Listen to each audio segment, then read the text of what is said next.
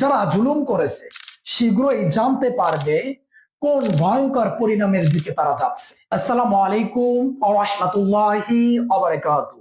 সমস্ত প্রশংসা সেই মহান রব্বুল আলামিনের, যিনি যাবতীয় প্রশংসার মালিক। কোন জুলুমকারী ব্যক্তি সে শীঘ্রই জানতে পারবে তার পরিণাম কেমন হতে পারে, তার আযাবটা কেমন হতে পারে। ওই জুলুমকারী ব্যক্তির উপর আযাব দুই ভাবে আসতে পারে, এক আল্লাহ তাআলার পক্ষ থেকে, দুই কোন ব্যক্তির পক্ষ থেকে, কোন মানুষের পক্ষ থেকে। মানুষের পক্ষ থেকে কেমন?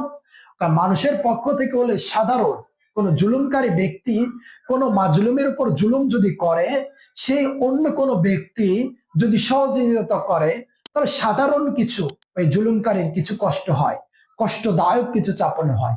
আর আল্লাহ তাআলা যদি ওই জুলুমকারীর সাজা দেয়, অনেক অনেক ভয়ঙ্কর একটা সাজা দিবে। কেমন? মনে কি আছে সেই নবী করিম সাল্লাল্লাহু আলাইহি সাল্লামের জামানায়? মনে কি আছে সেই আব্রাহামের ইতিহাসের কথাটা? যখন কাবা শরীফটাকে ভাঙতে আসছিল ইয়ামিন শহরের, তখন তিনি ছিল এক রাজা।